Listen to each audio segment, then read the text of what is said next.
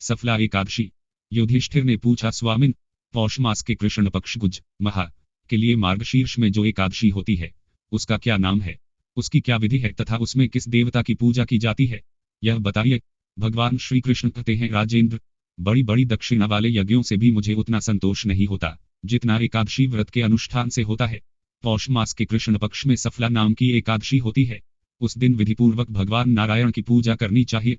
जैसे नागों में शेषनाग, पक्षियों में गरुड़ तथा देवताओं में श्री विष्णु श्रेष्ठ हैं, उसी प्रकार संपूर्ण व्रतों में एकादशी तिथि श्रेष्ठ है।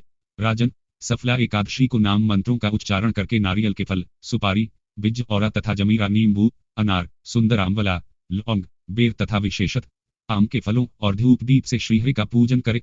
सफला एकादशी को विशेष रूप से दीप दान करने का विधान है। रात को वैष्णव पुरुषों के साथ जागरण करना चाहिए। जागरण करने वाले को जिस फल की प्राप्ति होती है, वह हजारों वर्ष तपस्या करने से भी नहीं मिलता।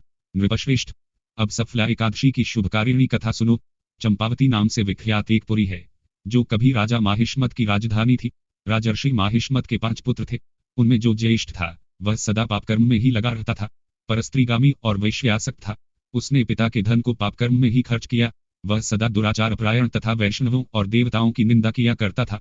अपने पुत्र को ऐसा पापाचारी देखकर राजा माहिष्मत ने राजकुमारों में उसका नाम लुम्भक रख दिया। फिर पिता और भाइयों ने मिलकर उसे राज्य से बाहर निकाल दिया। लुम्भक धन वन में चला गया। वहीं रहकर उसने प्राय समूचे नगर का धन लूट लिया। एक दिन जब वह रात में चोरी करने के लिए नगर में आया तो सिपाहियों ने उसे पकड़ लिया, किंतु जब उसने अपने को राजा माहिष्मत का पुत्र बतलाया तो सिपाहियों ने उसे छोड़ दिया। फिर वह वन में लौट आया और मांस तथा वृक्षों के फल खाकर जीवन निर्वाह करने लगा। उस दुष्ट का विश्राम स्थान पीपल वृक्ष बहुत वर्षों पुराना था। उस वन में वह वृक्ष एक महान देवता माना जाता था। पाप बुद्धि लुम्भक वहीं निवास करता था। एक दिन किसी संचित पुण्य के प्रभाव से उसके द्वारा एकादशी के व्रत का पालन हो गया। पौष मास में कृष्ण पक्ष की दशमी के दिन पापिष्ठ लुम्भक ने वृक्षों के फल खाए और वस्त्रहीन होने के कारण रात भर जाड़े का कष्ट भोगा। उस समय न तो उसे नींद आई और न आराम ही मिला। वह निष्प्राण सा हो रहा था। सूर्योदय होने पर भी उसको होश नहीं आया। सफला एकादशी के दिन भी लुम्भक बेहोश पड़ा रहा। दोपहर होने पर उसे चेतना प्राप्त हुई। फिर इधर उधर दृष्टि डालकर वह आसन से उठा और लंगड़े की भांति लड़खड़ाता हुआ वन के भीतर गया। वह भूख से दुर्बल और पीड़ित हो रहा था। राजन, लुम्भक बाग से फल लेकर जब तक विश्राम स्थल पर लौटा, तब तक सूर्यदेव अस्त हो गए। तब उसने उस पीपल वृक्ष की जड़ में बाग से फल निवेदन करते हुए कहा, इन फलों से लक्ष्मीपति भगवान विष्णु संतुष्ट हों। यूं कर लुम्भक ने रात भर नींद नहीं ली। इस प्रकार अनायास ही उसने इस व्रत का पालन कर लिया।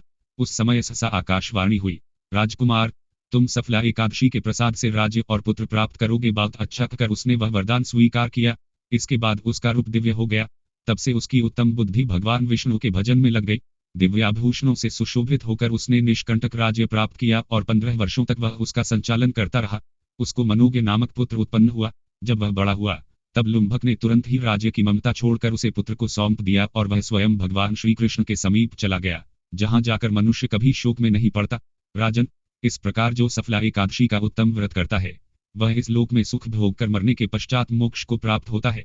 संसार में वे मनुष्य धन्य हैं जो सफला एकादशी के व्रत में लगे रहते हैं। उन्हीं का जन्म सफल है। महाराज, इसकी महिमा को पढ़ने, सुनने तथा उसके अनुसार आचरण करने से मनुष्य राज सूर्य यज्ञ का फल पाता है।